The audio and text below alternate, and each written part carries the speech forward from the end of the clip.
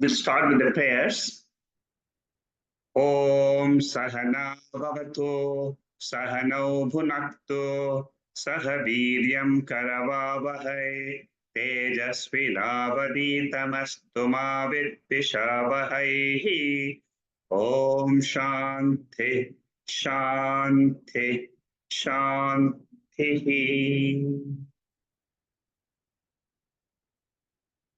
We are studying Panchadasi, chapter 11 to 15.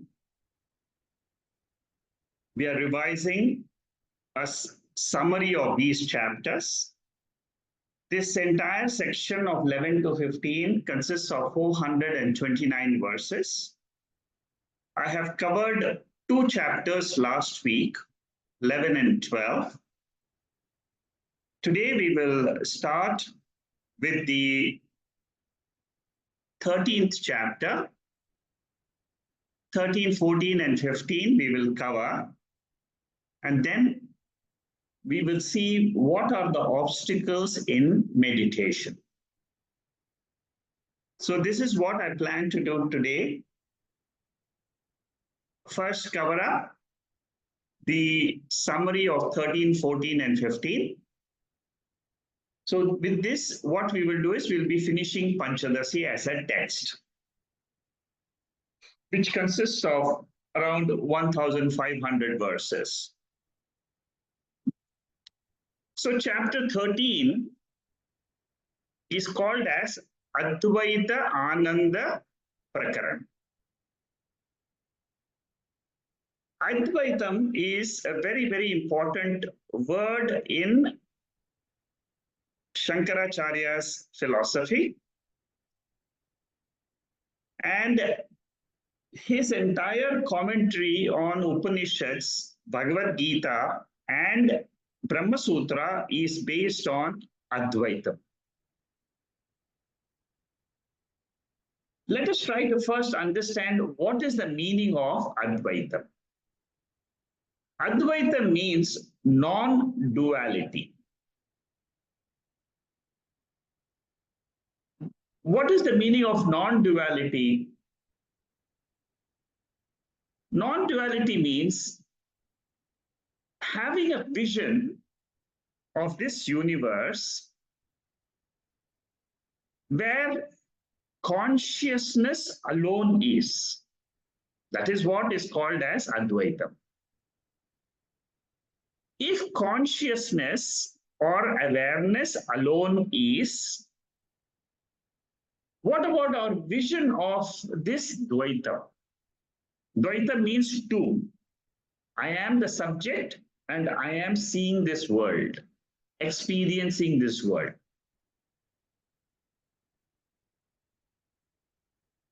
So what Shankaracharya's theme is, which Vidya Ananda is also trying to explain to us here, is this Dvaitam, this vision, what we are seeing is only an appearance. It is not the reality. This is a very unique thing in Vedanta. What Shankaracharya and his guru Gaudapadacharya explains in Mandukya Upanishad, there is one chapter which is called as Advaita Prakaran, consisting of 48 verses. So if you are interested to know more about Advaita philosophy, then you should study Mandukya Upanishad chapter 3, not chapter 4, chapter 3. There are 4 chapters in Mandukya Upanishad. The first chapter is called as Agama Prakaranam, which talks about the 12 mantras of the Upanishad. Then the second chapter deals with Prapancha Upashamam, which means that the world which we experience is mithya. That is what is taken up in this chapter also, chapter 13 of Panchadasi. And then third chapter of the second chapter is called as Vaitatya Prakaranam in Mandukya. These are linked chapters. That is why I'm saying, giving you a little bit hint about where I can see a little bit more details of these verses. If you understand these verses, Mandukya will become very easy. If you understand Mandukya, then these 105 verses will become easy. The second chapter is about 38 verses in Mandukya. The third chapter is 48 verses. So both these chapters are extremely important to understand Advaita philosophy. Here, Advaita means Dvaitam is Mithya. Mithya means there is an appearance, but it is not a factual existence. What is the meaning of this? If I give you the example, it will be very easy. Our dream experience is an experience. We experience a dream world.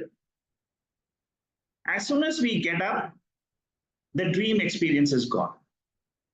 Similarly, the waking experience, according to the highest philosophy of Vedanta, is very similar to the dream experience.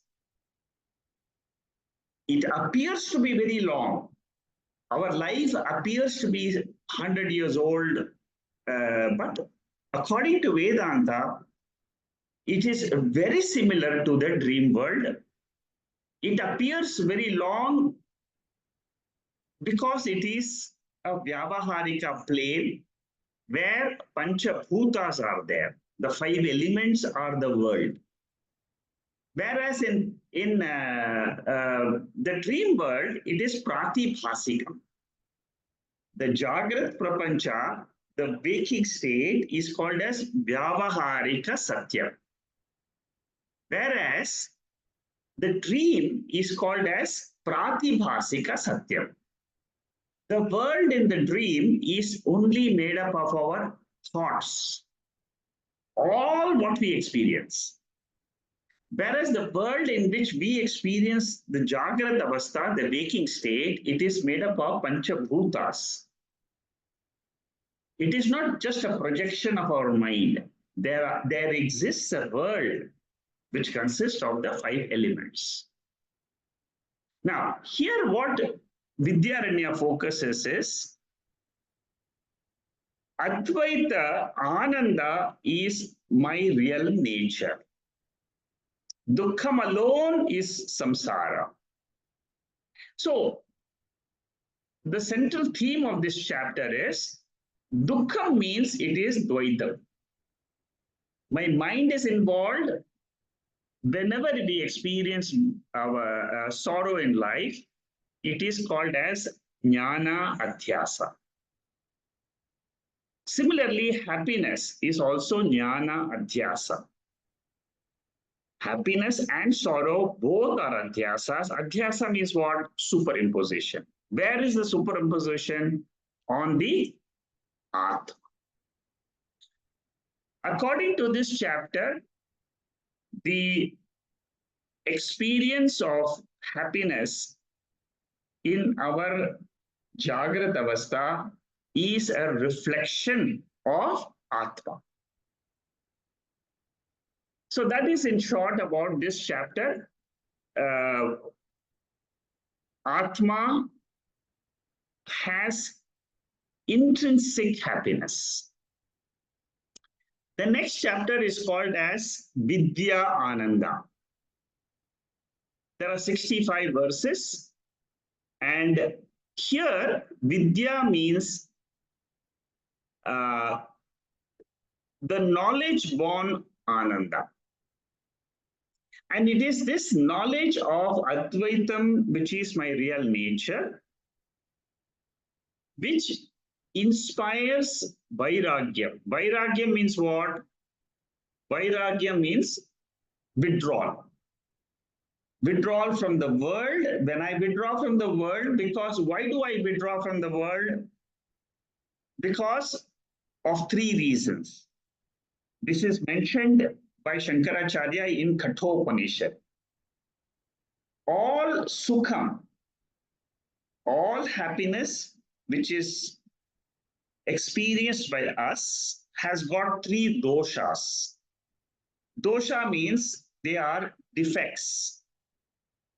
These defects are atrupti karatvam, mishritatvam, and bandhakatvam. I have taught this right at the Tattva Bodha stage itself. Any happiness which we derive in this world of waking never gives us complete fulfillment. That is the first dosha, atripti. Atripti means non-fulfillment. Anything you take, you want more and more of the same. You want more money, you want more houses, you want more dresses, you want more dishes, you want more. Whatever you may have, your five sense organs are never satisfied. And if this is the case, then what is the second dosha? Dukkha mishritatva. Dukkha mishritatva means any type of joy which you get from the world is always mixed with sorrow. Why do we say this? In Kathopanishad, Shankaracharya beautifully says that whenever a joy comes, we feel happy. But when the joy goes away, we feel sad. All joys in this world which we experience are time bound. They are all fleeting joys. There is nothing very permanent in these joys. You get married, you feel after some time, oh, it is not so joyous. So you build a house, you feel it's the same thing. You go and join a company, after some time you feel, I'm not so happy. You clear a PhD degree, you feel that you should have another PhD. So similarly, you take anything in life, always it is fixed. It is atripti karatva, dukkha mishritatva. What is the third deficiency in the happiness of the world? The third deficiency is bandhakatva. Bandhakatva means it binds you. You want more and more joy from the same object or from the same being. Again and again, you try to get the same object. Again and again, you try to go and meet the same person because you're not satisfied. So at the karma yoga level, we find these are the three doshas in the world. Karma yoga means when you try to lead a life of doing activity in life, then these are the three doshas we find in all actions. At the Jnana Log, then what Vidya Ananda says is, you come to Jnana Yoga level to get rid of these three doshas. What are the three levels in Jnana Yoga? Shravanam, Mananam, Nididhyasana. I won't expand on these three words because all of you know this.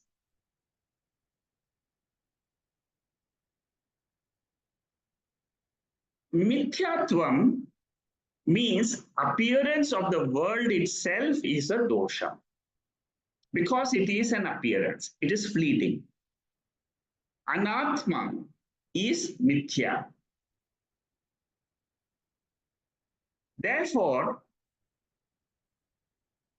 what Vidya Ananda concludes in the 65 verses is, he says, Vairagyam gives 10 times better Ananda than Ananda from objects of the world.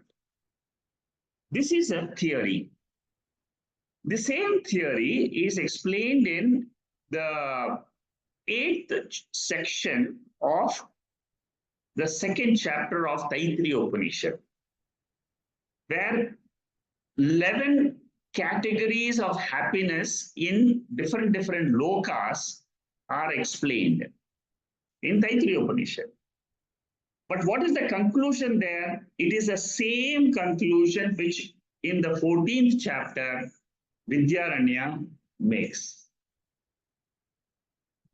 Suppose, for example, there is a youth who withdraws from the world of objects.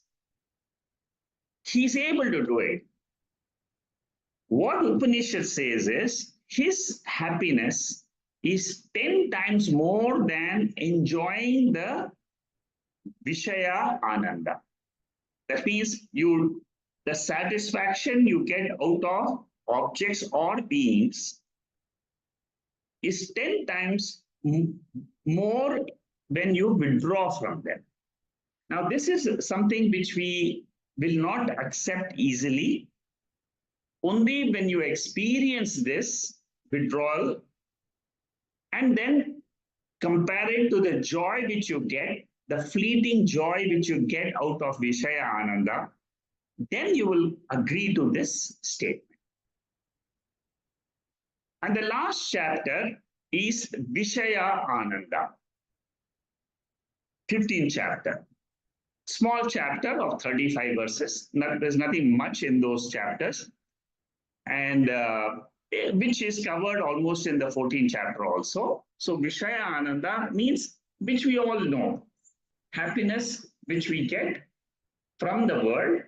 The main thing in this chapter we should remember is Vishaya Ananda is temporary and fleeting.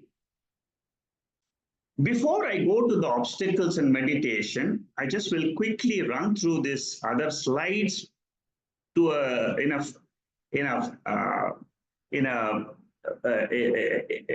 quickly, so that you just get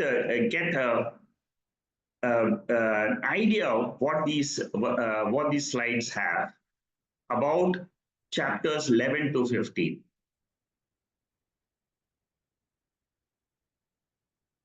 Brahma-ananda, Yoga-ananda is the title for all these 5 chapters. Shravanam, Maranam, Nididhyasnam, what they are, that definitions are given here. Shravanam you do because for Ajnana Nivritti. What is Ajnanam? I don't know my real nature. That is Ajnana.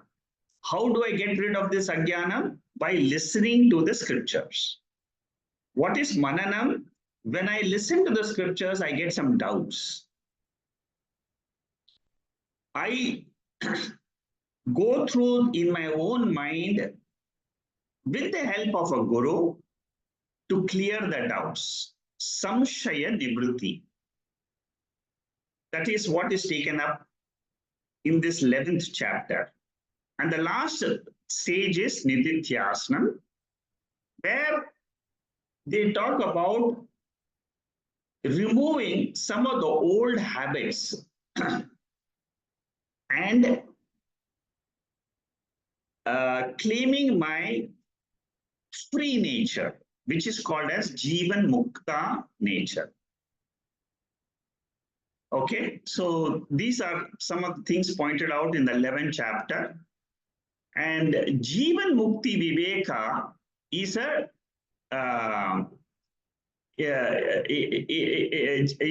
is also written by Vidya Ananda, and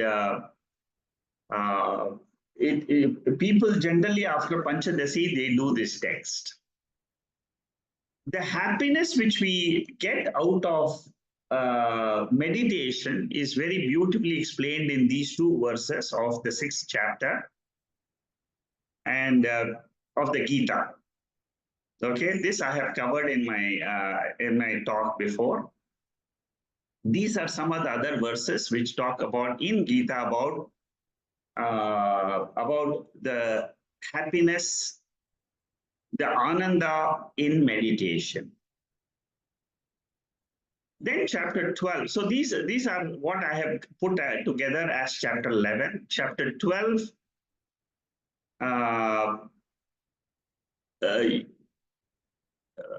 talks about the basic fundamental nature of happiness. The nature of happiness is the only thing which all human beings they love is the love for their own self. Everything else in the world is love, but conditional. What is the condition?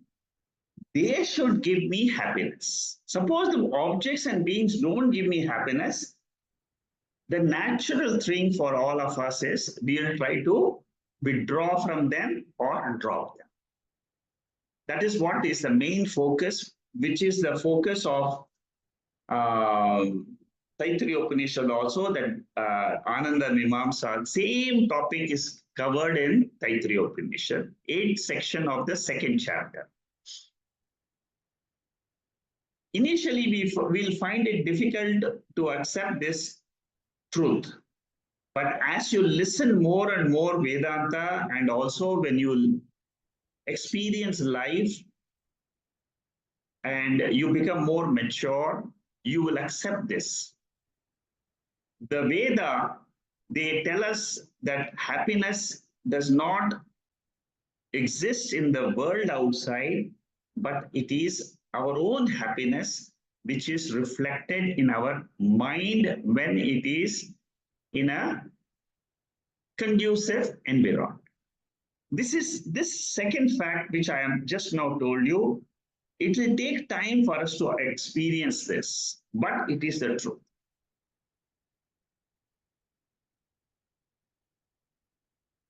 So these are all some of the examples of when we get happiness, and it is conditionally loved, and unconditionally loved is only the love for our own self. Own self means what? We will try, in experience, we will try to drop everything for my happiness.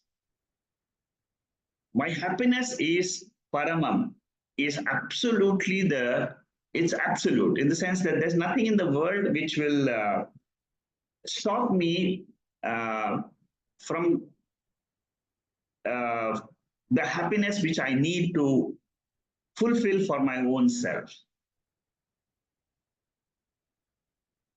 These are some stark truths of Vedanta, but they take time to accept. In sleep, Atma alone is there. This is another proof, anumanam, inference. What they say, acharyas, they say is, all of us, we love sleep. Nobody says, I hate sleep. Everybody loves to go to sleep, and they all like to hit the pillow every night. Why? Because there is some happiness. And what Shankaracharya is asking is, without anything in the sleep, you are happy. That means what? Your nature is happiness. It's not because of the objects you are happy, but it is your Atma. In the sleep, who are you? I am Atma. And Atma is alone unconditionally loved by all. This is a very important statement in these 5 chapters. Again and again, Vidya Ananda will talk about this. There is a repetition of this idea in almost every chapter, that Atma Ananda, which is the Swarupa Ananda, is the ultimate Ananda for all of us. We may not accept it, but it is a fact. We love the body, no doubt, but we love the Atma much more. Atma is the dearest, dearer than one's own body and one's own mind. That's what Brihadaranyaka Upanishad says. This verse of Brihadaranyaka Upanishad. Therefore, the Upanishad says you should meditate on the self alone. What is this self?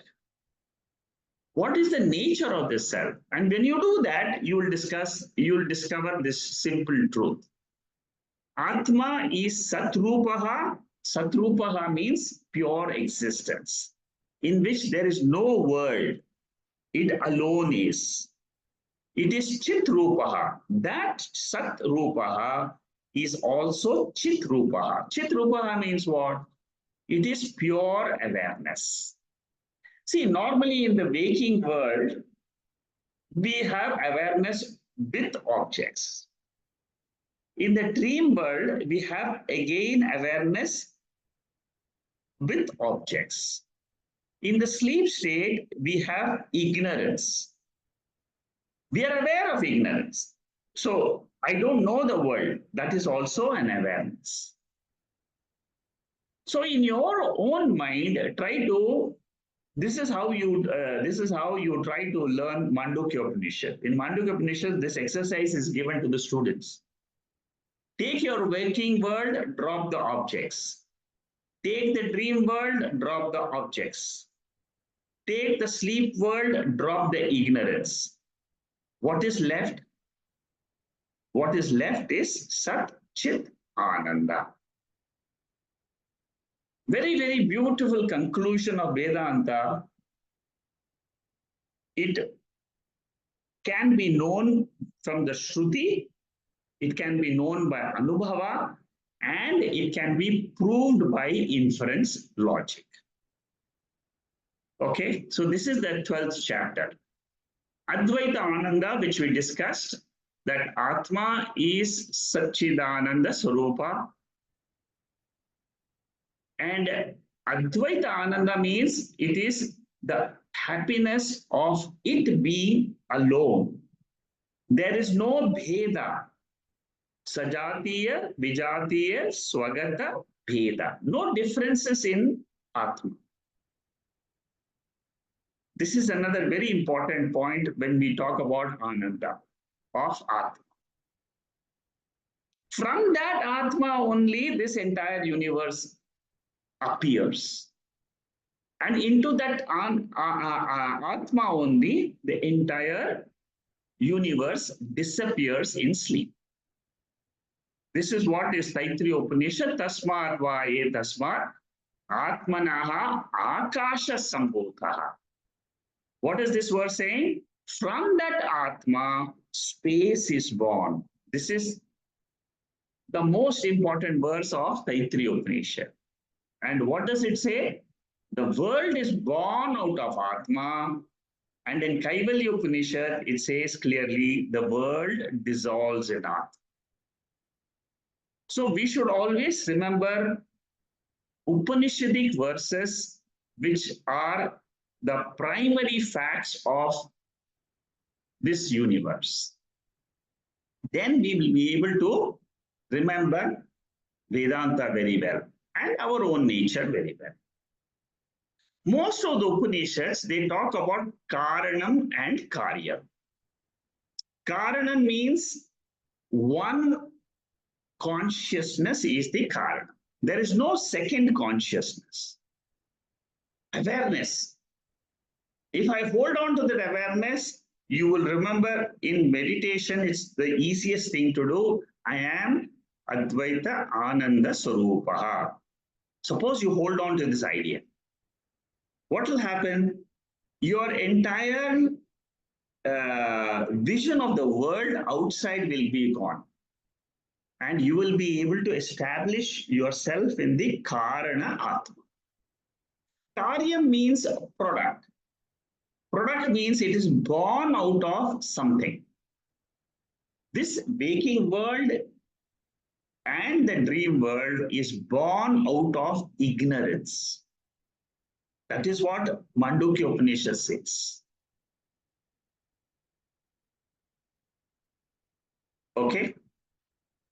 That there is pure Atma or Brahman, and that is beyond the sleep state. It exists. See, one thing which you must remember is you must first of all accept that there is something called as Brahman. That Brahman is beyond the sleep state, and I can realize that only in the waking state, not by going to sleep state. So in this waking state, I try to remember who am I, which is beyond the sleep state. Is there a state like that or not? I accept it because Veda says it. There is no other proof. And Veda says there is Ananda in that Brahman. And it is that Ananda which is reflected in the world. This happiness is not a part of the world, not a product of the mind. It is not the property of the mind. It is an independent principle. It is not limited by the mind. And this continues to survive even after the death of the body or when the mind goes to sleep in the sleep state. So suppose you ask, how will I experience that? You cannot experience that. You can only know that. It is something which can be known but cannot be experienced. Experience will involve the mind. So in the sleep state, I am that Atma is not an experience, but it is knowledge. Knowledge coming from scriptures. So that is about the Advaita Ananda, which is mentioned in 13th chapter. The 14th chapter is Vidya Ananda, which is 65 verses. Ananda, which is born out of Jnana. See, when we do learn the scriptures, we learn different Vedas. And when we learn the Veda, what happens? We get Ananda. By learning the Veda, what happens to us? We realize our nature. Sometimes Vidya itself gives us happiness, but this Vidya happiness is only a reflection. That is what Vidya Ananda says. That also we should try to drop. There is, I told you, there are different levels of happiness in Taittiriya Upanishad. That is what is mentioned here. Manushya Ananda, Manushya Gandharva Ananda. These are the different lokas. Deva Gandharva Loka, Pitru Loka, Ajananda Deva, Deva Loka, Indra Loka, Prajapati Loka. These are all different lokas, different realms of experience for happiness. But in all these realms, it is only reflected Ananda. That is said in chapter 2, and the same thing is said here also in chapter 14. Detachment from the can give us more happiness than the sukham of Vishayas. That is the central theme of the 14th chapter. So Sarva Dukkha Nivritti means I learn how to drop all my sorrow. And then the second thing is I attach to the Atma. Okay, so these are the highlights which I wanted to share with you of the 11 to 14, 15 chapters. And with this, what I will do is I will end our, this is the end of our Panchadasi sessions. With this, what we have done for the last 2 years, all the chapters of Panchadasi we have taken up. We did about 5 or 6 chapters, verse by verse. And then we also took the summaries. For the future, people who have done this Panchadasi course with me, my recommendation is first try to do the Shankara Bhashyam of different Upanishads, which I'm going to start. I've already started type 3 of Bhashyam. And then you can come back to this Panchadasi chapters again later. If time permits, we will do these chapters wherever I have not taken verse by verse. Maybe later on at a later point of time, we'll do those. But if you are interested, you can, there are verse by verse notes available in the website for all the 15 chapters. I have got verse by verse notes. To some people, I have already sent to them. And if you're interested, you can go to the website and you can study them. Or you can study from the Panchadasi book of Ramakrishna Mission. Some of you have written to me, contacted me, and I have given the details of that book. You can buy it from Ramakrishna Mission and e-store and study further. Okay, now coming to the topic of obstacles in meditation. Now, there is a note which I have prepared, which I have sent to you already today. That is this note. See, Vichara Sagara is a very advanced text. And there are about 6,700 pages of notes, which I have made, and it is available in the website. This is the biggest text I have written, notes, in my whole experience of writing notes. Vichara Sagara, a text written by Nishala Dasa, a very great acharya, and he has written a book, and that is in a, it's got 7 chapters and about 538 topics. And notes are available. I will be finishing the 7th chapter in about 3 to 4 months. I'm still writing notes on the Vichara Sagara. I've come to the 7th chapter now. The last 30 verses are remaining, which I'm writing the notes, but it will take 3-4 months. So this is a text. In this text, topic 476 to 478, I found it very interesting.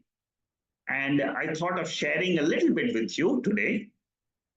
And also in this text, Vichara Sagara, the topic of obstacles in meditation comes, which I will continue after this short topic on. See, we always try to understand what is the difference between sleep and samadhi.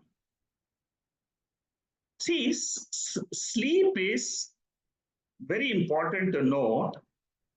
It is an experience. It is a nirvikalpa experience. I will touch upon this so that you are able to understand the 2 states very, very clearly, because it's important when you are in the field of Vedanta. This exercise will help you. Both are, samadhi is a state where you bring your thoughts to a level of 0 as much as possible. And then you try to bring this thought, aham brahma asmi thought. So you can achieve nirvikalpa state of the mind. Nirvikalpa means there is no modification of the mind. And it is a state of the antakarana vritti. You see, we all have an instrument called the mind. In that mind, what happens is a very big topic, very, very extensive topic in Vedanta. Mandukya Upanishad goes extremely deep into that. What happens in our mind, in all our states? Now, in the sleep state, ignorance is objectified. That is what Vichara Sagara's Acharya says. Whereas in samadhi, vritti is not manifest. What is manifest in sleep? Ignorance. What is the ignorance? I don't know anything. That is what is the definition of sleep. For all of us, it is a universal experience. When you say sleep, it means I don't know. All the vrittis are resolved. There's only one vritti, and that vritti is called as Karana Sharira vritti. This is what you must remember.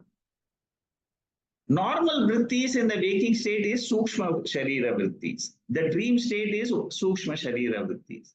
In our waking state also there are Sukshma Sharira vrittis, which we all experience. But in the sleep state, if you want to know, you must know it is a Karana Sharira vritti. And what is the vritti? I am enjoying the sleep and I don't experience anything. Samadhi, what happens? Advaita Bhava Rupa Vritti is present. What is Advaita Bhava Vritti? I alone am. Thoughtlessly I am present. This is the ultimate success in meditation, where you see you see the difference between sleep and this samadhi state is that in samadhi you are aware of your nature as pure consciousness, and that is called as abiding in Brahman, which is Swarupa. The locus is Brahman in samadhi.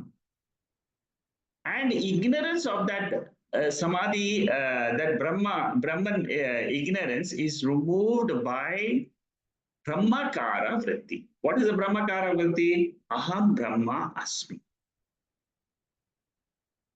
When you say that in the ultimate stage, what happens is your ignorance, which is there in sleep, is removed in samadhi. Therefore, generally what Acharya says that Brahma Ananda is experienced in samadhi, and Advaita Avastha is experienced in Shushupti. In Shushupti, the main difference is there is a covering. There is no projections in sleep. There is no Vikshepa in sleep. There is only Avaranam.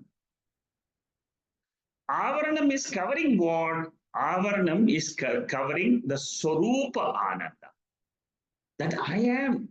You see, whatever Upanishads are trying to tell us, and it tells us that your nature is Atma, but that Atma, I don't know. Nobody knows this Atma unless you come to the Veda.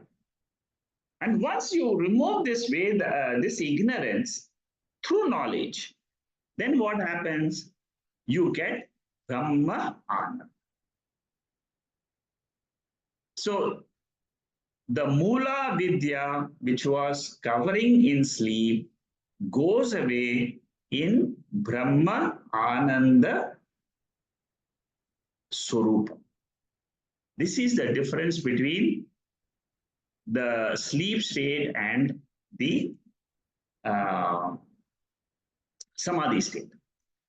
Now, Vidyaranya, Nishaladasa, there's a Vidyaranya, in Vichara Sagara, there are two samadhis which are mentioned, Savikalpa and Nirvikalpa. What these are, I have just put it in the form of a note. And this is just for information. If you want, you can go through this. Now I'll come to the topic of obstacles and meditation. That was just a side topic, which I just wanted to give it to you along with today's talk and meditation. Okay. What are the obstacles? Now, this portion is the start of theoretical portion of meditation exercises. I have taken some talks, theory portion, when I took the meditation, when I started meditation. About 6, 7 talks I gave initially on what is meditation, how meditation has been done, and so on. And then I went into Vedantic mantras, where almost 150 meditation exercises were conducted. This, you see, whenever we do meditation, most of us, we find difficulties. I just wanted to touch on what are the obstacles, why we are not able to meditate today. Now, this note which I have circulated to you is purely based on topics 479 to 482, 4 topics, 79, 80, 81, 82. This is from Vichara Sagara book. Meditation, the 4 types of obstacles which is discussed in Vichara Sagara and in Mandukya Upanishad is Layaha, Vikshepa, Kashaya, and Rasaswad. These are the 4 obstacles. We will see what are each of them so that you become familiar with this. Mandukya Upanishad, where is it mentioned in Mandukya? This is the verse.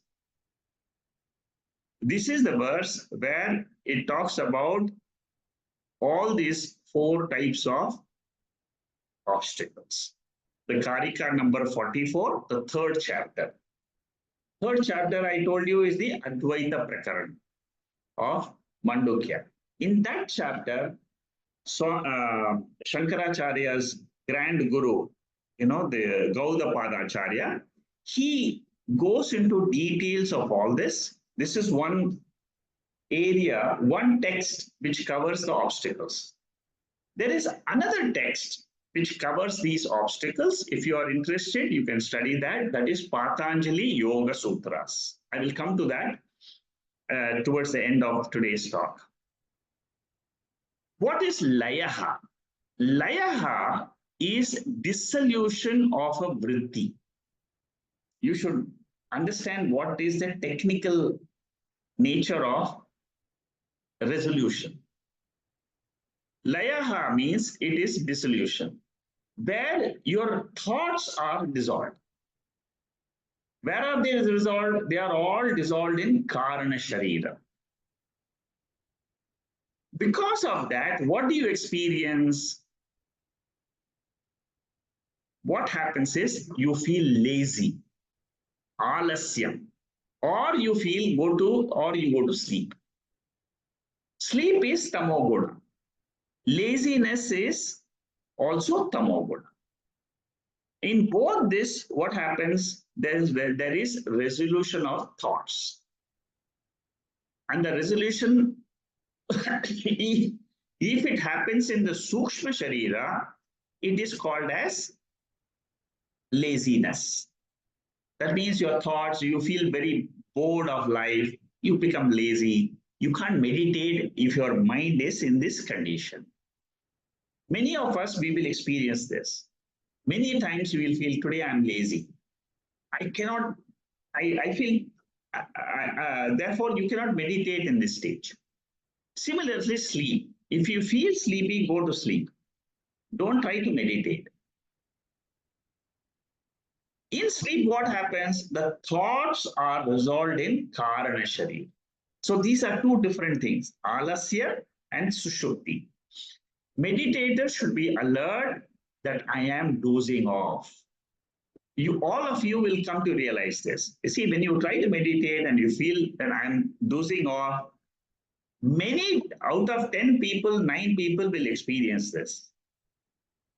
Because we have a tendency. What is a tendency? Whenever I close my eyes, my mind tells me it's time to sleep. So initially, all of us, when we try to meditate with a closed eye, what will happen to us? Mind gets the signal, you have to sleep. So many times in the meditation sessions, you'll find people snoring. Nothing wrong, but that is the way the mind is.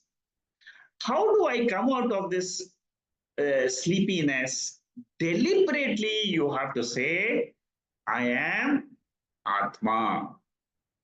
I am Sakshi. You have to deliberately practice saying this. Mano buddhi chittani naham. See, Nirvana Shatkam, there are verses. These verses are perfect verses for meditation. Perfect. There is nothing I have found which is better than Nirvana Shatkam. If you can rotate the thought, the verses of Nirvana Shatkam in your mind, when you do meditation, like this one, Manobuddhi Ahankara Chittani Naham. So, all these meanings, if it comes to your mind, rotate these ideas. What will happen? Your sleep will go. Because this is Vedantic thought. Your laya will go away.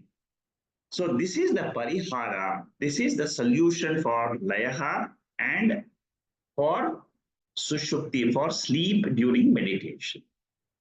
The second one, obstacle, strong obstacle. This is a very important obstacle. It's also, these obstacles are also mentioned in Bhagavatam.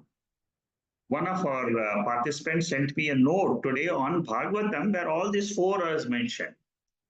Vijaya, who does all the chanting for meditation verses, for Panchadasi, she sent me a beautiful note on what is Vikshepa in Bhagavatam.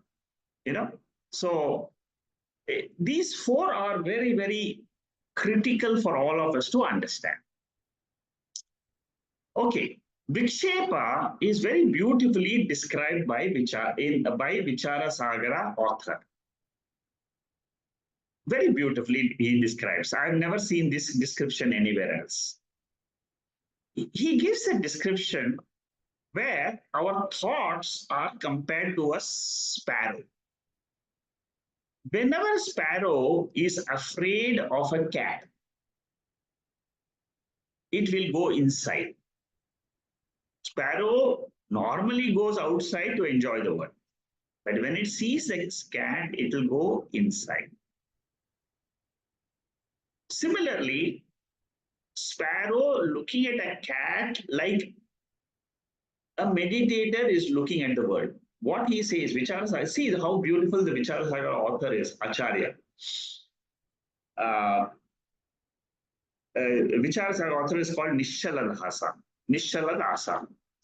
So he says, the meditator looking in meditation, when the mind is going outside in the world, is like the cat, like the sparrow looking outside for a cat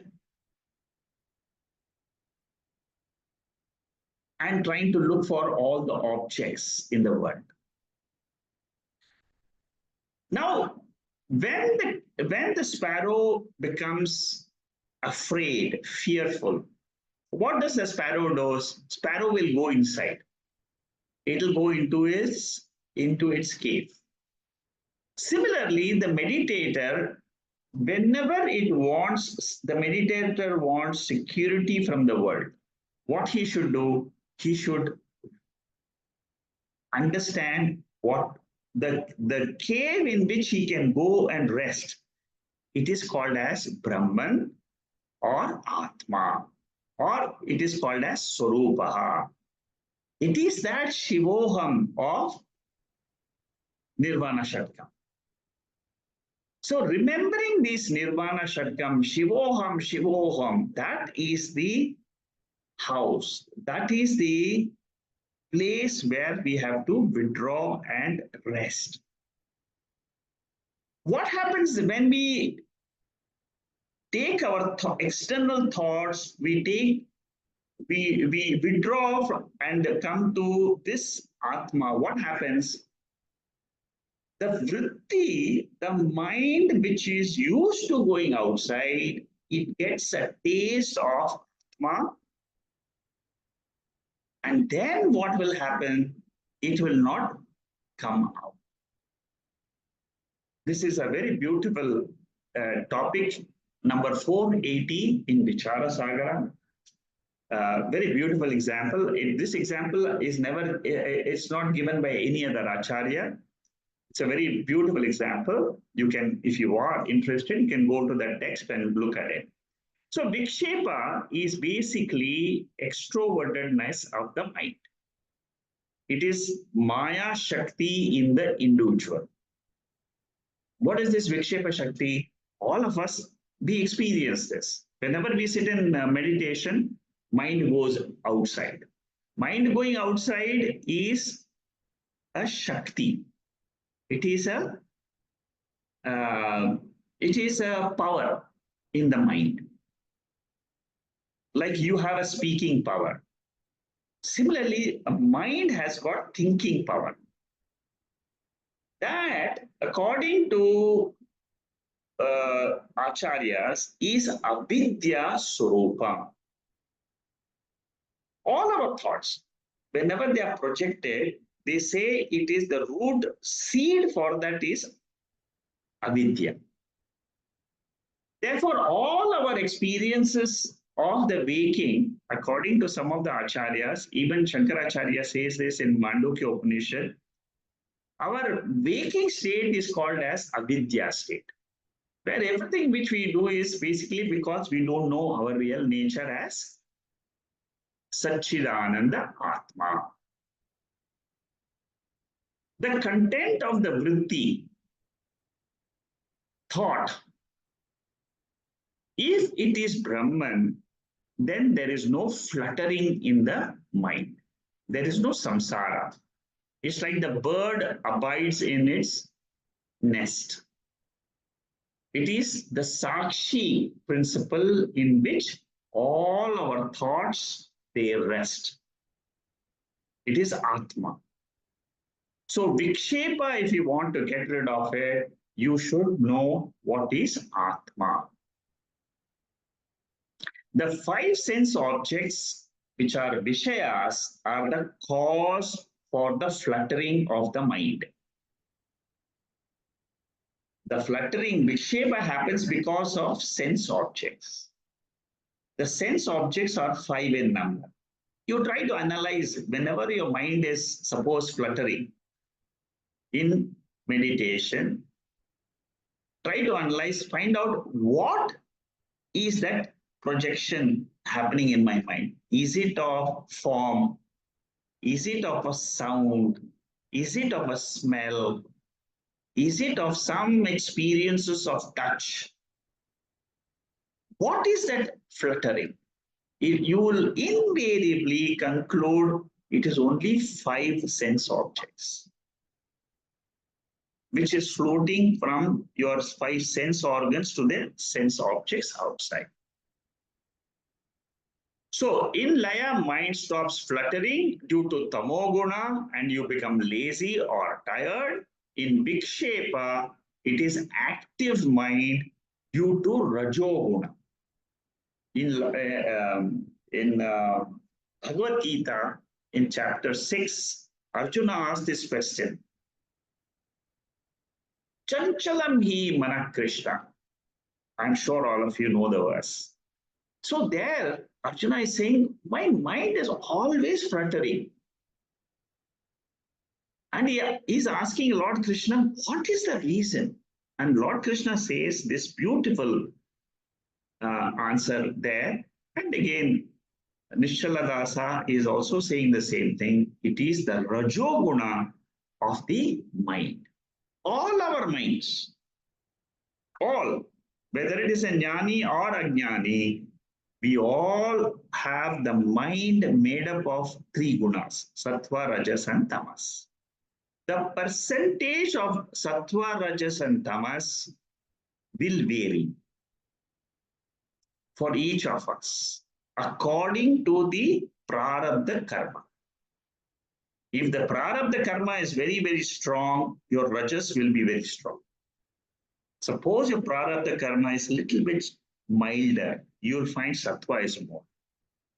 For an active study of the mind, I would recommend chapter 14 of Bhagavad Gita. Suppose you want to study your mind. You should thoroughly study chapter 14 of the mind. There, a lot of information is given about the functioning of the mind. If you have not done it and you're interested to know what your mind is, study chapter 14 of Bhagavad Gita. So, Sattvic mind is at home with Sakshi, and once you are able to make your mind Sattvic, then the Vikshepa will come down. Vikshepa means the projection of the mind. Mind does not go inside because of Vikshepa. Mind can't hold or withdraw because of Vikshepa. What is the main cause of Vikshepa? Raga and Dvesha. And what is the solution for Raga and Dvesha? Just now we studied that there is dosha in the anatma objects. In your own mind, dukkha mishritatvam, bandhakatvam, atriptikaratvam, you should analyze if you are having too much of raga and dvesha. Raga dvesha could be for sthula sharira objects, sukshma sharira objects, or karana sharira objects. Externally, the vritti, if it thinks of aham and mamakara, that is, the vritti is going outside. Raga, dvesha. Internally, if it is exposed to the Atma Ananda, then what happens? I am able to make the mind sattvic. There is always a constant tug of war. Whenever all meditators have this constant tug of war between Atma and mind. As a jiva who wants to meditate, jiva is sitting in between. On the left hand side is Atma. On the right hand side is mind. Mind is always full of raga, tvesha, extrovert. It wants to run away. You are the jiva. You are the meditator. Now you have a choice. What is the choice? Either you can go with the mind or withdraw the mind into Atma. The tug of war in meditation is one when the mind, when you learn to withdraw the mind from the external world and bring it to the internal Sakshi Atma. Yato yato nischarati manaschanchaldam stiram. Whenever the mind goes outside, again and again try to bring it back. What a beautiful verse. Lord Krishna teaches this to Arjuna. It's one of the most important verses when you are learning to meditate.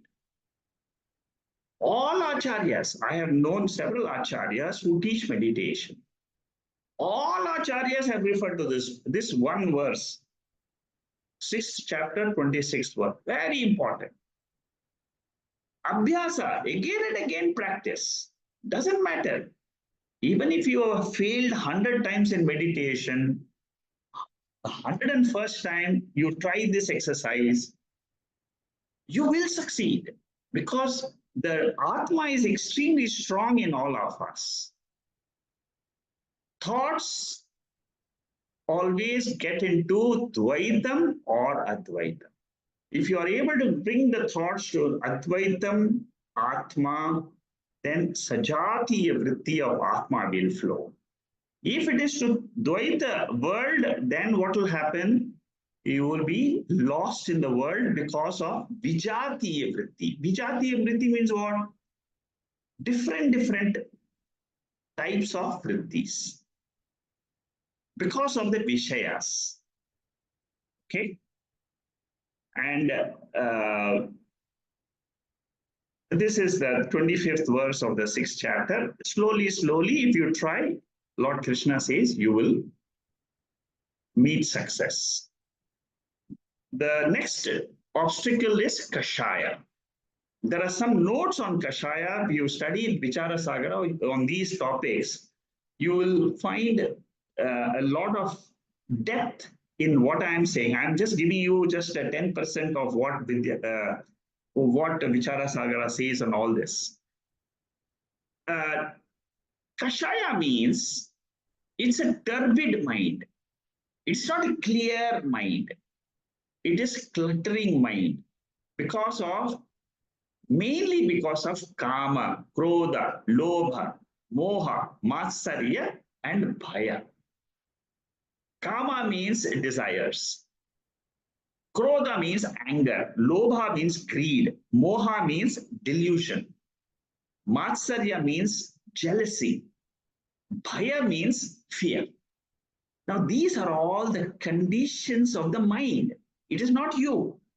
We all take this and say, I am angry, I am greedy, I am jealous. We say that, but learn to say, my mind is angry, my mind is greedy, deluded.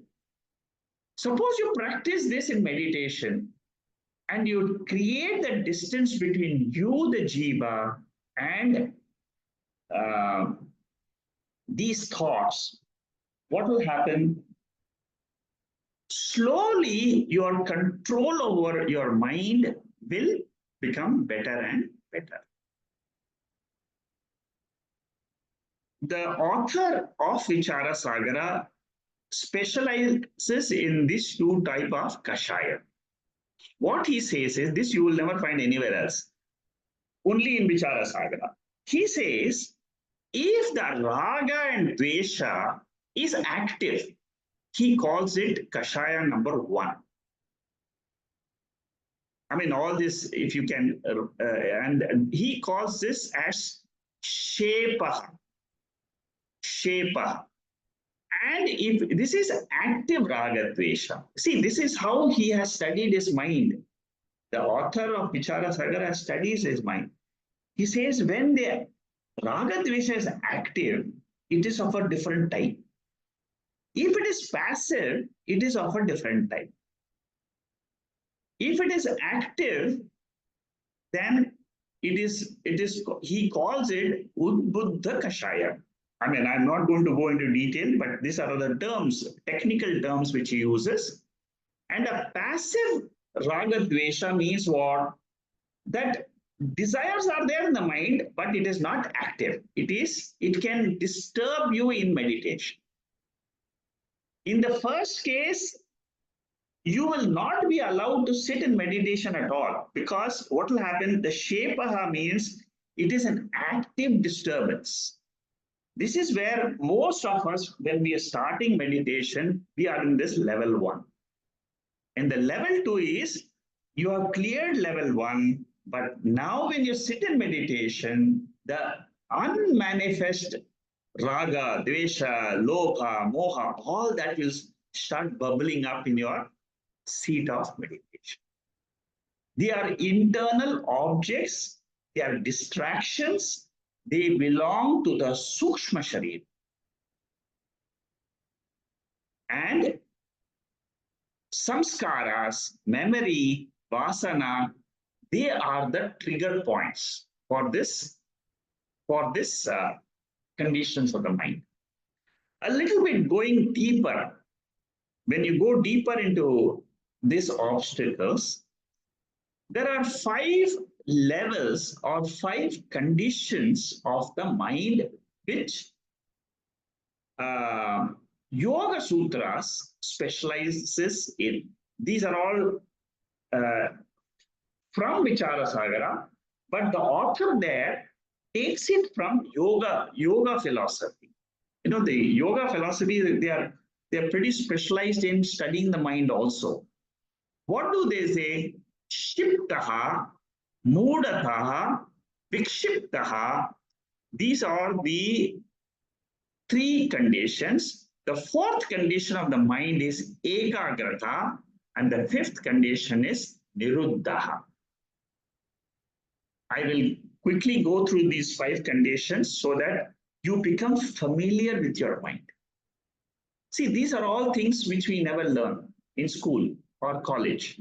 But when you come to Vedanta and you're trying meditation, knowing these conditions will help you to control your mind and also to progress further in meditation. What is Shiptaha?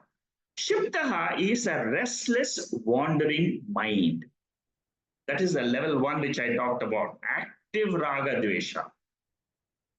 Rajoguna parinama. It is because of rajas in the mind. And there are 3 areas why this disturbance comes. Number 1, loka vasana. Second is deha vasana, shastra vasana. You want to have more and more enjoyments from the lokas. It's a cause of disturbance. Body wants certain joys or it has certain problems. It is also a cause of disturbance. They are the vasana. They are the impressions in your mind about the body, about the world. And the third is shastra vasana. You want to study this, that, so many topics. There are 18 branches of Vedic science that beautifully this Vichara Sagara mentions in the 7th chapter. 18 branches of Vedic science. All of them, according to the author, leads to only one knowledge, which is Brahmana, Brahmanyana. The objective of 18 branches of Vedic science, only one goal, he says, that is to know yourself. It's a beautiful portion of Vichara Sagara. Okay, so these are about Shipta. And you can't sit in meditation because of this monkey mind.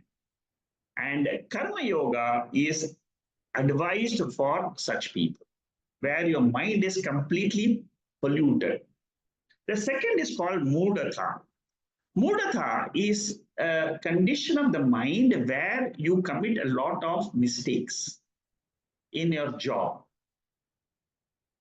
Dullness, sleep, inertia, negligence in your duty. Suppose you're writing a check and you keep on making a mistake. Instead of $110, you put $110 in writing, So sometimes it happens to us while we're typing a letter also. Sometimes that is what is called as pramada. It is a tamoguna. It is a tamoguna. See, you don't have to criticize yourself. Yourself is very, very powerful. You know what is yourself now. But you have to say, my mind is having this tamoguna. That is mudatha. It is an opposite of shepaha, the first one. In shepaha, what happens? It will not allow you to sit down properly. But here in the second case, you will be making mistake, but you will come closer to meditation. Third condition of the mind is vikshiptaha. See, I'm going slightly fast, but if you want, you can go through these notes at your own leisure. But if you know this broad picture, you will be able to get the gist of it. That is my purpose today, to make aware of your conditions of your mind. Then you will know how to control it.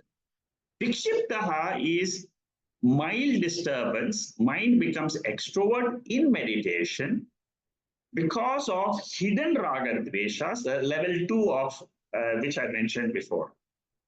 And Gita, these are the verses. I have put here the verses. You can read them.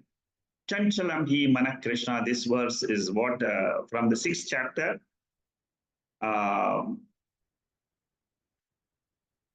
And in the 2nd chapter of Bhagavad Gita, see, Bhagavad Gita is a very beautiful text, also teaches you your conditions of the mind, especially the 2nd chapter, where Arjuna has got shoka, and shoka means sorrow, and he's got grief. and he's got um, desires for his kingship, for his, and then he has got ahamkara and mamakara. These are all studies of psychologists on the Gita. When they study Gita, they will say that these are the areas where aham and mama, the whole Gita, they say the problem is aham and mama. Okay, now I'm digressing. I'll go back to this. This is the verse where Lord Krishna says, it is difficult to control, but what are the two ways in which you can control your mind? Number one, Abhyasa, practice. And number two, it is Vairagya, dispassion. Again and again, see the dosha in the objects, and then you will come to know, you will be able to control your mind. That is one of the things which is recommended to all the meditators, to see the dosha in whatever, wherever your mind is going, see the dosha of those things.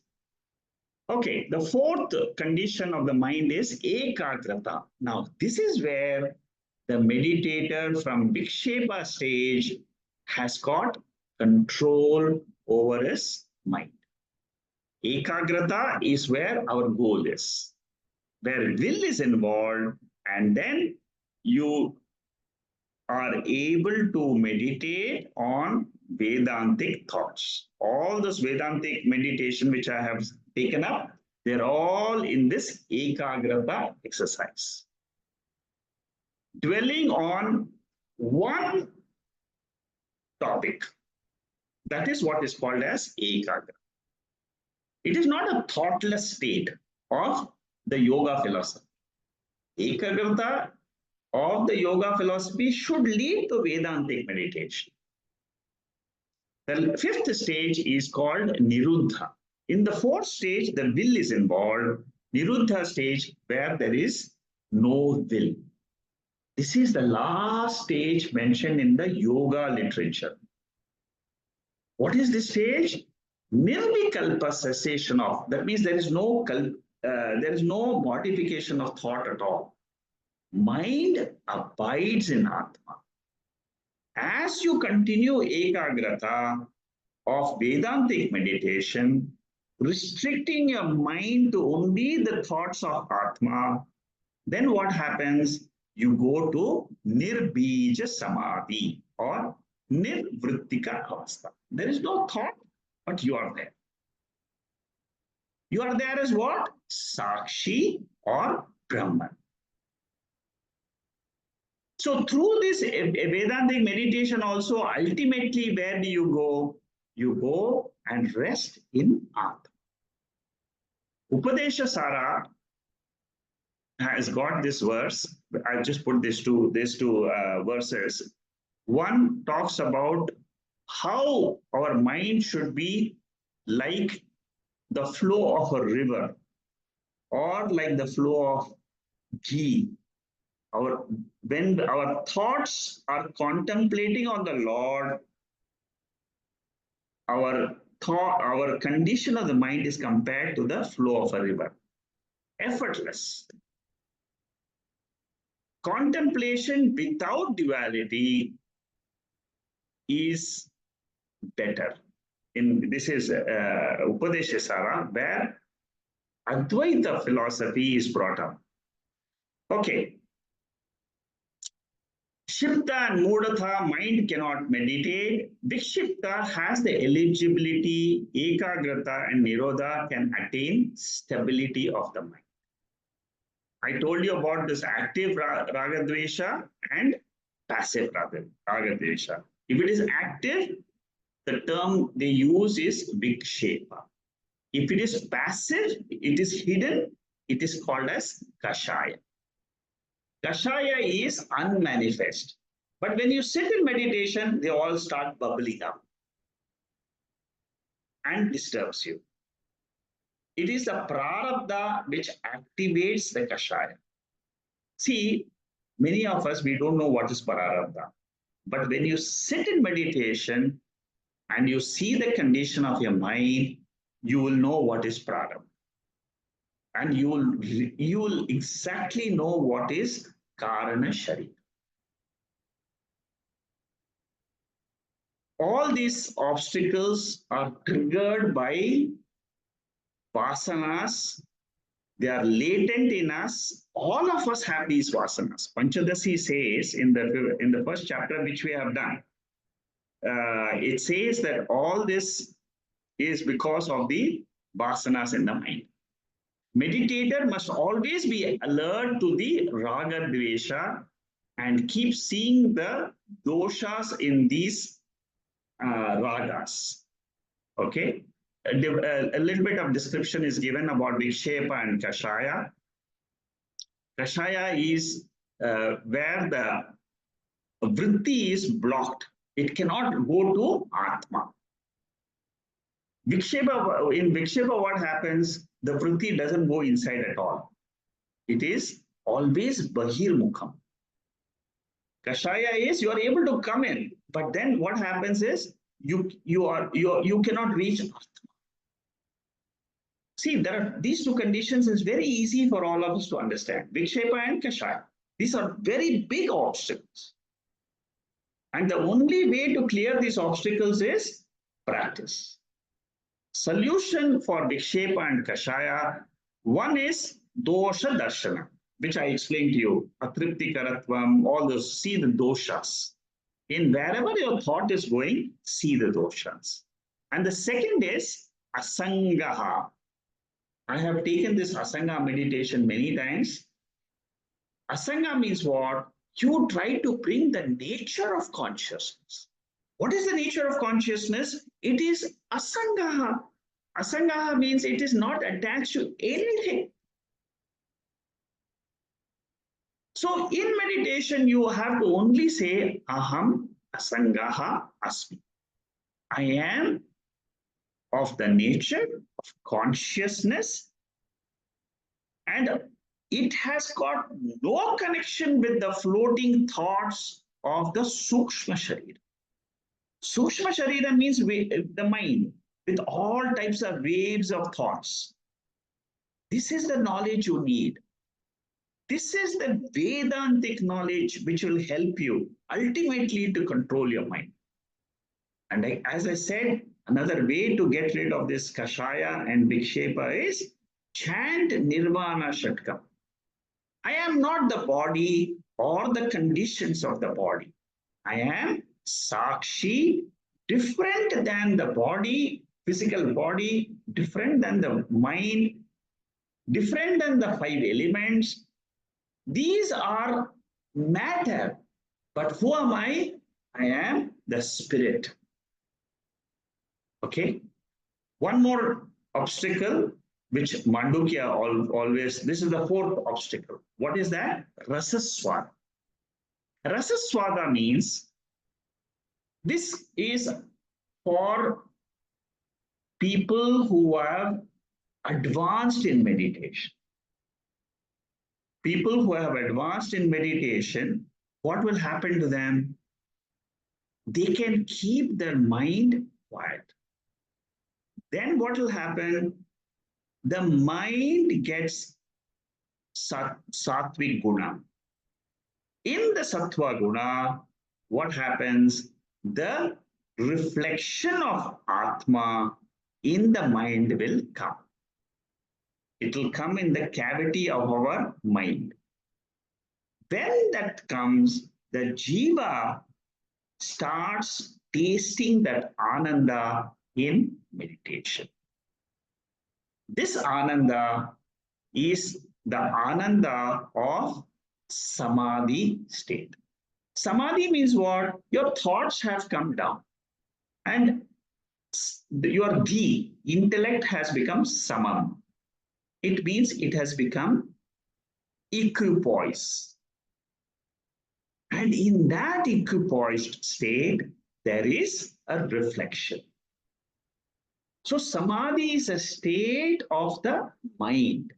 It is not Atma. It is reflected Ananda. It is Kosha Ananda. Kosha means what? It is a covering. It is a sheath.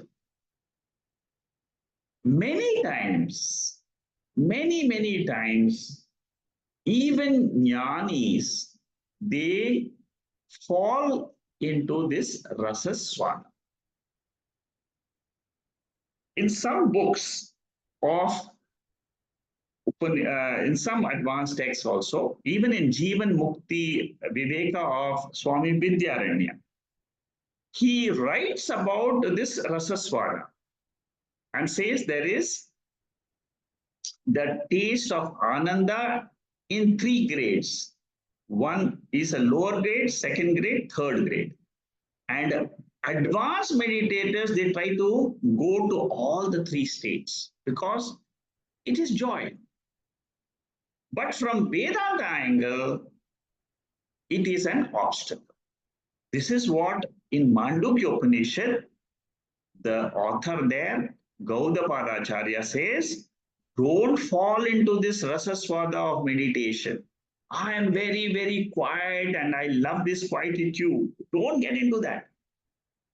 What he says is, what you should do when you reach that state? Aham Brahma Asmi, bring this thought. Aham Sakshi Asmi, Aham Atma Asmi, bring that thought. When you bring that thought, what will happen? Your ignorance will go away of who you are. So rasaswada is also an obstacle in meditation. And you have to bring Brahmakara Vritti, which is Aham Brahma Asmi. Aham Atma Asmi. Bring this thought deliberately. Aham Nityananda. Nityananda means eternal happiness.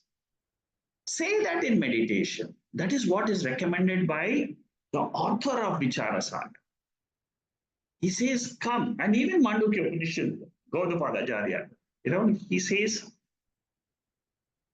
meditate on your nature of Atma as Advaitam, Shantam, eternal peace. What is the definition of Shantam? Eternal peace. Can you imagine? If you can accept and reach that level and own it, that is the end of the Vedantic study. That is the end of all the Panchadasi 15 chapters which we have studied. It is the end of all whatever Veda wants to teach us. So don't fall into rasaswada is what is the recommendation of Gaudapadacharya and Nishaladasa in Vichara Sagara. These are all some of the verses which deal with the mind. I have just put it across. The obstacles mainly which come in the form of thoughts is about the family, about the five koshas, about our profession, about our possessions. All these are all obstacles, but the best way to clear them is through some of these Vedantic verses which talk about the Atma. Okay? These are the three levels of Samadhi Sukham. You see, Brahma, Varaha, Variyan, Varishtaha. Highest Ananda in experiential Ananda. It is not Swarupa Ananda. It is experiential. Varaha, Variyan, Varishtaha. These are all given. If you study Jivan Mukti Viveka, pages and pages are written about this Ananda, which some of the people who have done Samadhi Abhyasa, they love that. Okay, a little bit of notes on Ashtanga Yoga, Yama, Niyama, Asana, Pranayama, Pratyahara, Dharana, Dhyana, Savikalpa Samadhi. Samadhi comes mainly in Ashtanga Yoga, the 8 steps of Ashtanga Yoga. What are the yamas mentioned here? The Shaucham, Santosha. Many of you know this. If you want to just revise, you can use these notes. what is asana, what are the 16 main asanas, then pranayama. These are all discussed in Vichara Sagara. These are all notes made from Vichara Sagara. What are the three nadis which you use, Ida, Pingla, Sushumna? What are the two types of pranayama which is taught, Agarbha and Sagarbha? When you utter with Om, it is called as different type of pranayama. You can do pranayama with Om, or you can do without Om. Pratyahara, Dhyarana, Dhyana, and Samadhi, these are the advanced 4 last stages of Ashtanga Yoga. And then later on, in Ashtanga Yoga, they talk about 2 types of Samadhi and all that, Savikalpa and Nirvikalpa. Okay? So, this is about the obstacles of mind. I have given, I don't have time today, but I have already sent this notes to you in today. This is a good article to note a little bit more deeper about what is this mind. Very beautiful article. Just go through it yourself. It is very easy to understand. And how mind is born, what is the mind, and a little bit, this is more towards Vedantic type of understanding of the mind, what are the functions of the mind, and so on. It's given in this note. You will find it pretty interesting, especially after having gone through this study. What are the 5 kinds of impurities in the mind in a different way? It presents all this. I thought of sharing this also with you. This note is easy to just read and note. All of you are very, very expert. And what happens when we experience as Sakshi, it's all given here. See, from the Vedantic angle, how should I learn to look at my mind and how I can drop the mind? That is what is mentioned in these 74 points about the mind. Okay, with this, I will stop today's talk. And as I said last time, we'll not have meditation today. And I hope you have enjoyed today's talk on the obstacles of meditation and just a glimpse of understanding our mind. Thank you. Om Purnamada Purnamidam Purna Purnamudachade Purnasya Purnamadhaya Purnameva Vasishyade. Om Shanti Shanti Shanti. So with today's talk, we will be not having any Wednesday sessions. We are going to have a break. And today is the last talk. Next talk is on the 13th of January. It is a Saturday Taittiriya Upanishad class. So if you're interested to know about Taittiriya Upanishad, whoever is interested, you can join the Saturday class. It's at 6 o'clock on Saturdays, Singapore time. And if you are interested, many of you I have seen have joined the Sunday class, where I'm going to start Mandukya Upanishad.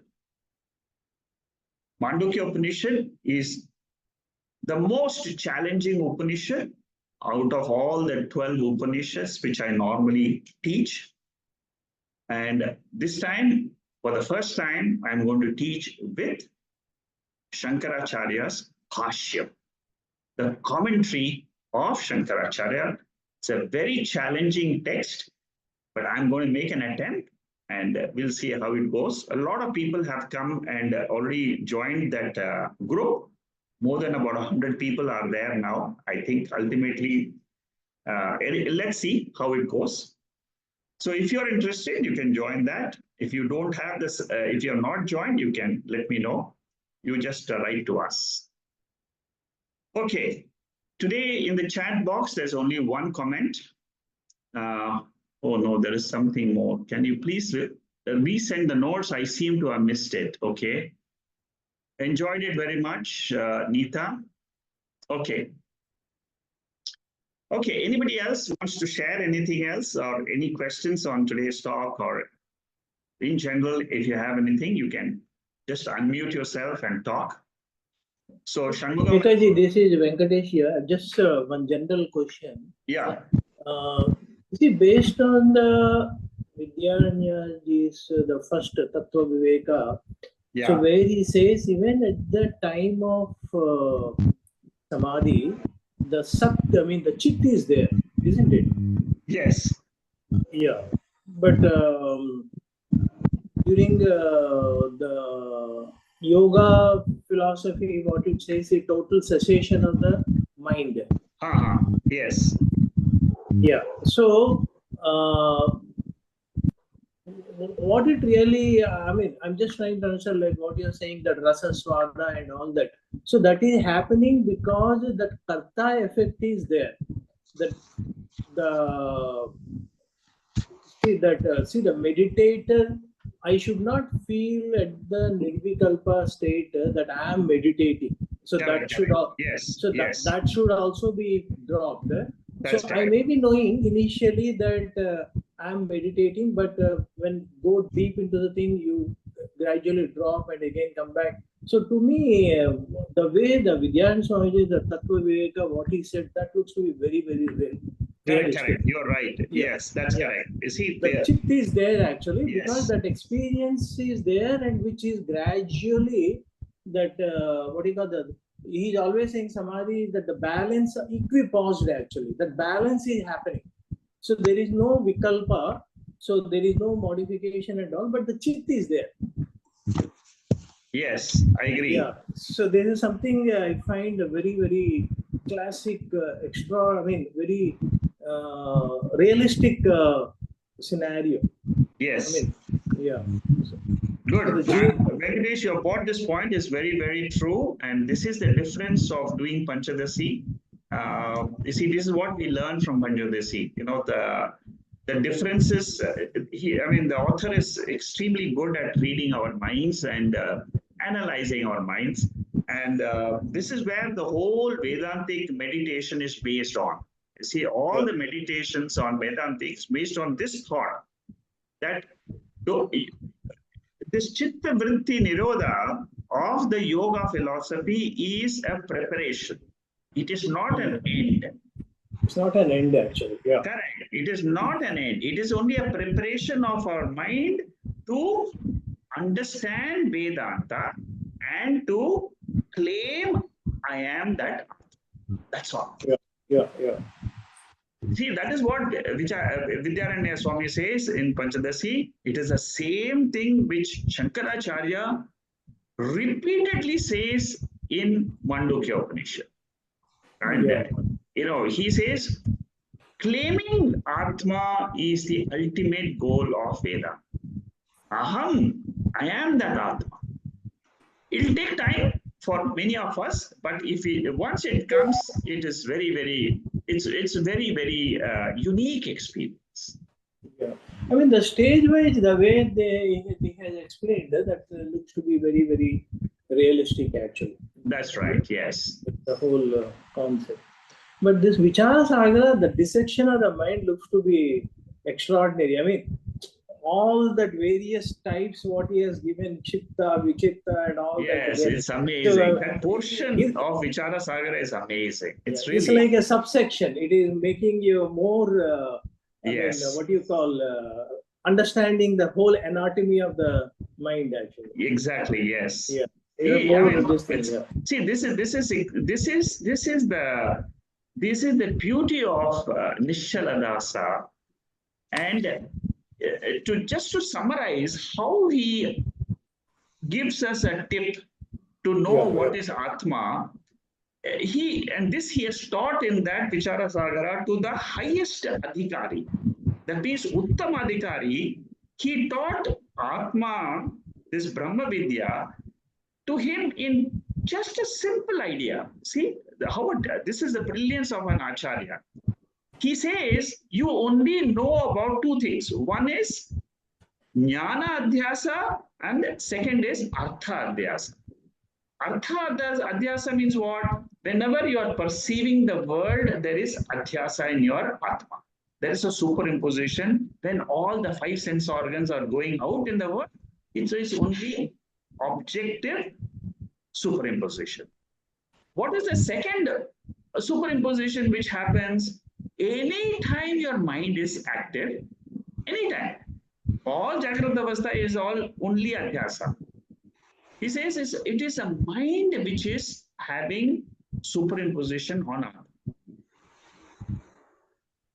The only thing which you have to do is remove this Adhyasa and say, I am the Atma. Just to replace, yeah. Nothing else he says. Yeah. He says, just learn how to do this.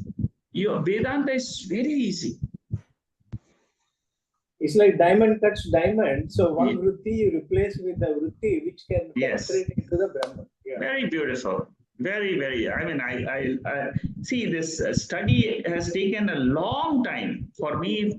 This Vichara Sagara has taken almost 4 years of study, and writing notes of 7,000 pages is not easy.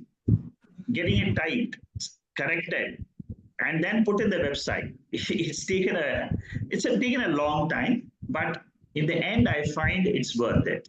It is so beautiful text.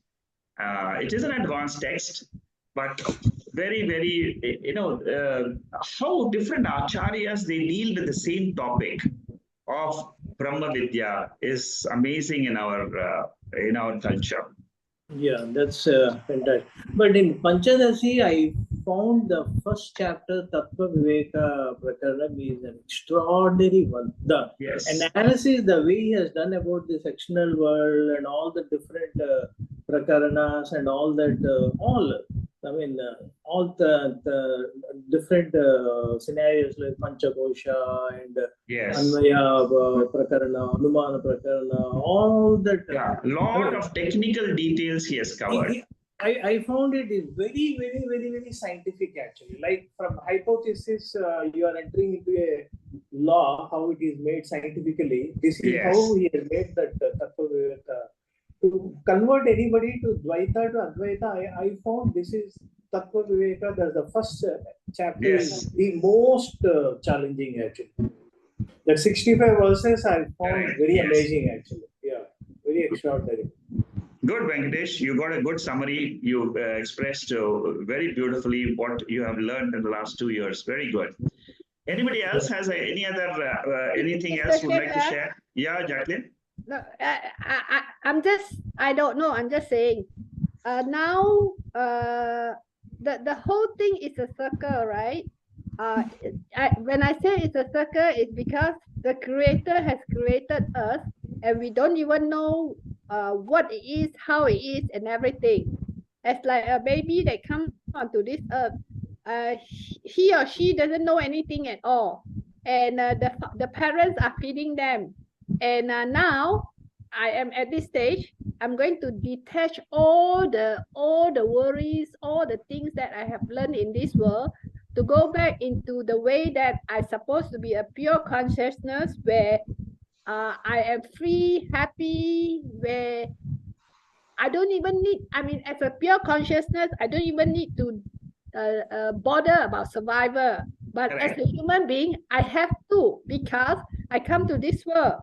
So on the other aspect, it's a bit of anticlimax. Of course, it's not anticlimax, because we're supposed to unlearn what we have learned throughout the years that we have grown at this stage. Just like a baby, if a baby started, they know nothing really. They sleep and drink, they eat, and then after that they grow until 10, get PhD and not enough, still got. But now it's like a detachment for us. So that is the kind of like, I don't know whether anticlimax or paradoxically, that that's why we are, as a human being, is a survivor. The game is survivor, and when the game is survivor, good and bad, we have to go through it. That is the profound part, that like what I say, like what I always say, if happy, nothing happens. But if sorrow, then it's like why, that's the kind of like, going again on the one end, yeah, the other end, yeah. You know, that's the interesting part as a human being. Good, Jacqueline. I'm glad you're expressing your feelings about this learning. Good. Yeah, Very good way you have expressed what you have learned. yeah. Okay. Anybody else has anything else? Shekhar, did you send today's class? I didn't get. You said just now you sent all that Yeah, objections. I think the notes were sent. I have to check with Shanmugam. If he has not sent it, if you're interested, I will send it to you. Yeah. Please send it. Yeah, today's the link. What you? Yeah, whatever I discussed today in the class in the sessions, I will forward to you. No problem. Okay. Mr. Shekhar, one more thing. It's just like if we are detached, right? And we are in the world, right? Of course, when we detach, we are more happy. But then from people that doesn't know that we learn that we are consciousness, and then they will say this person is very unmotivated.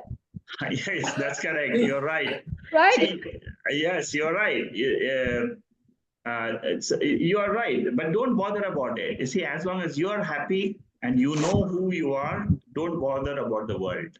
Yeah, the issue is survival as a human being.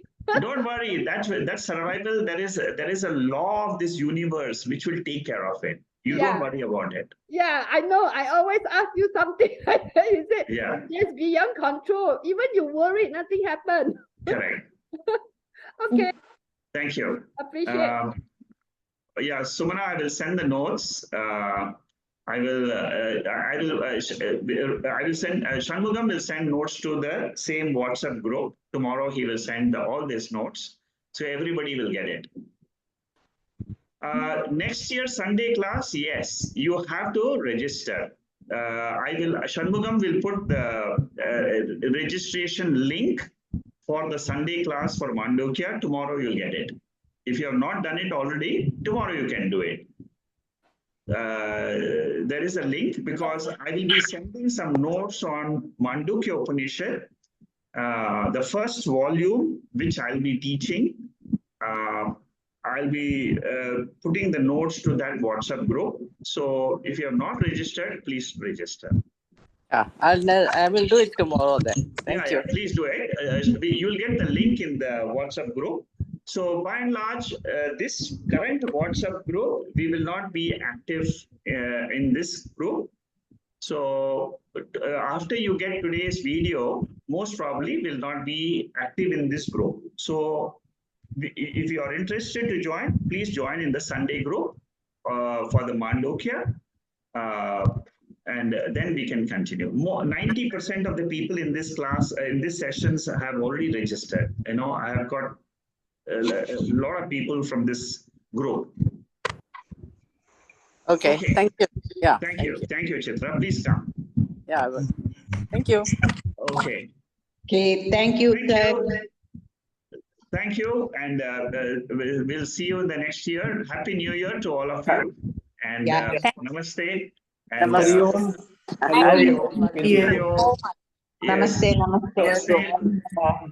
Thank you, Nita.